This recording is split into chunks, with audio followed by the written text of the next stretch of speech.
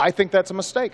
While President Barack Obama, the Democratic Party's White House candidate, and his Republican Party challenger Mitt Romney may have strong differences on a number of domestic policy issues, their views on the Middle East don't have many sharp contrasts.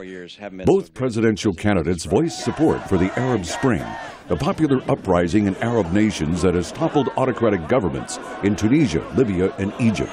President Obama demonstrated his support in his UN address on September 25th. The world has been captivated by the transformation that's taken place.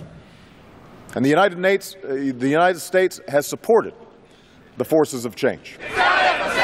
Governor Romney, in a speech on October 8th, pledged his effort to continue U.S. support for democracy advocates in Arab nations should he be elected. I'll begin organizing all our diplomatic and assistance efforts in the greater Middle East under one official with the authority and accountability necessary to train all our soft power resources on ensuring that the Arab Spring does not fade into a long winter. On September 11, 2012, an attack on the U.S. consulate in Benghazi, Libya, killed U.S. Ambassador Christopher Stevens and 3 others. Mitt Romney harshly criticized the president in their second debate for what he says is a lack of candor about the origins of the Benghazi attack. There were many days that passed before we knew whether this was a spontaneous demonstration or actually whether it was a terrorist attack. President Obama gave a strong response to Romney regarding Benghazi.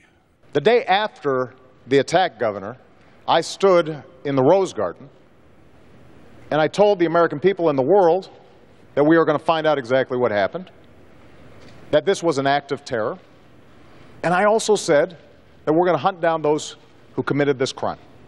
Both candidates say they support those trying to oust Syrian President Bashar al-Assad and agree that the U.S. military should not get directly involved. But President Obama says his support for the opposition does not extend to providing weapons.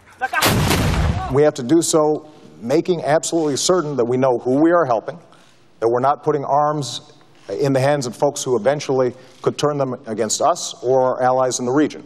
Governor Romney took a very different stance on weapons in the final debate. I want to make sure they get armed, and they have the arms necessary to defend themselves, but also to remove Assad. Both President Obama and Governor Romney are emphatic in their support for Israel, especially in the face of Iranian threats against the Jewish state, as they both stated during the final debate. Israel is a true friend. It is our greatest ally in the region. And if Israel is attacked, America will stand with Israel. If I'm President of the United States, when I'm President of the United States, we will stand with Israel. And if Israel is attacked, we have their back. What hasn't been discussed much by either candidate is U.S. efforts for resolution of the Israeli-Palestinian conflict. One Middle East analyst, Khalid El-Gindi at Brookings Institution, says the ethnic and sectarian conflict seen in Iraq after the 2003 war should caution both presidential candidates that Washington ultimately cannot control the Arab Spring. The United States cannot determine outcomes of elections, of uprisings, of a political process. We cannot pick winners and losers on the ground and expect to come out victorious. El-Gindi says these countries need to reconcile their political and other differences to develop inclusive representative governments. Jeffrey Young, VOA News.